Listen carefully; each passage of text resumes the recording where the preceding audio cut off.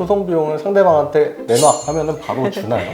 아니요, 그렇지는 않습니다. 소송비용 확정 신청이라는 법원의 결정을 받아야 돼요.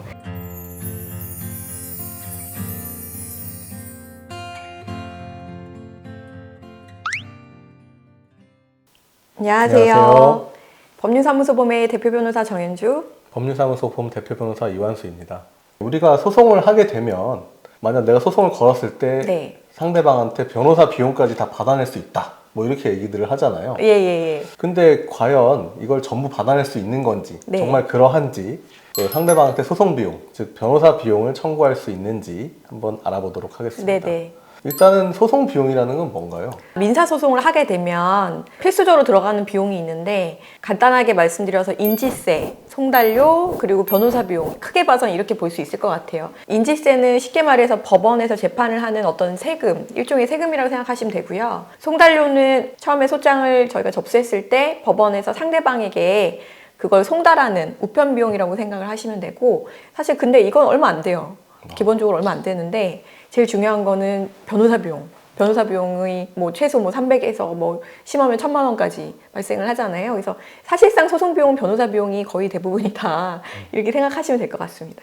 그러면은 이 소송 비용은 네. 누가 부담하는 건가요? 기본적으로 민사소송법 제98조에 보면은 소송비용의 원칙이라고 해서 소송비용은 패소자가 부담한다라고 되어 있어요.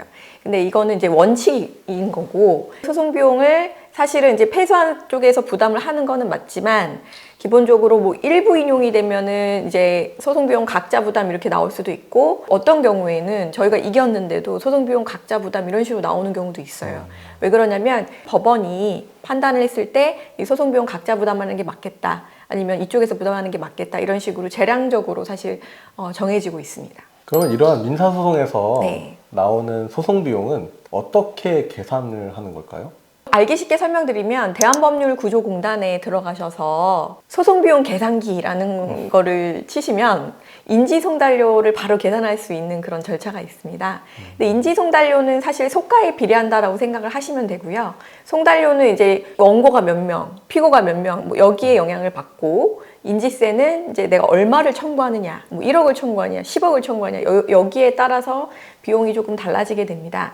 그리고 아까 제가 말씀드렸던 것처럼 가장 많은 비용을 차지하는 변호사 비용의 경우에는 변호사 보수의 소송 비용 산입에 관한 규칙을 보시면 변호사 비용이 나와 있는데, 좀 간단하게 설명을 드리면, 만약에 속가 한 2천만 원 이하다라고 생각을 하면 한 10%, 그럼 200만 원 정도.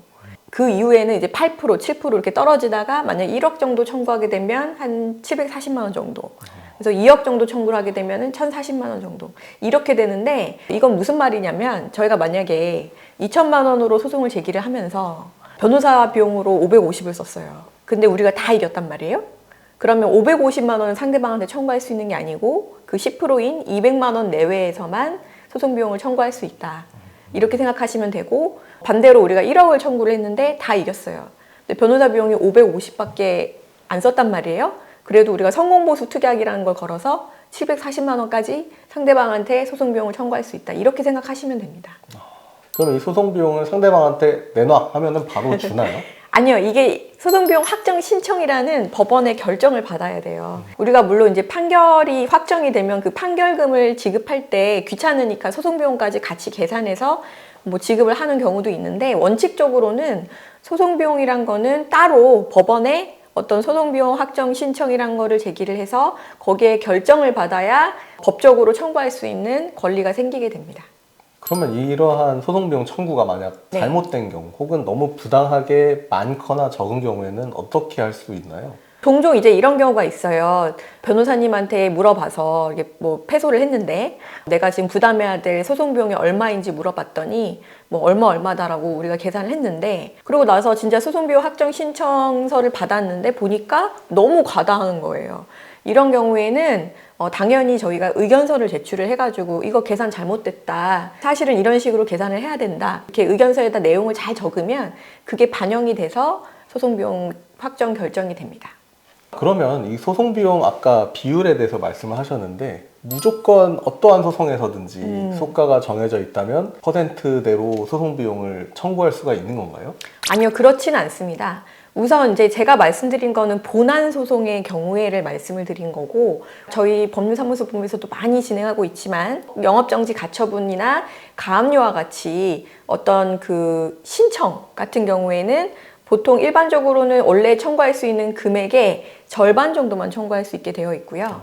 지급명령 같은 경우에는 기본적으로 소송비용 부담이라는 게 조금 쉽지가 않습니다. 그래서 그런 부분까지 다 감안을 하셔가지고 내가 만약에 이기거나 졌을 때 얼마만큼의 소송비용이 발생하는지를 우선적으로 변호사님한테 먼저 물어보시고 그 부분까지 다 대비를 하셔가지고 소송을 진행하시는 게 좀 필요할 것 같습니다. 오늘은 이렇게 소송비용에 관해서 A부터 Z까지 다 알아보았는데요.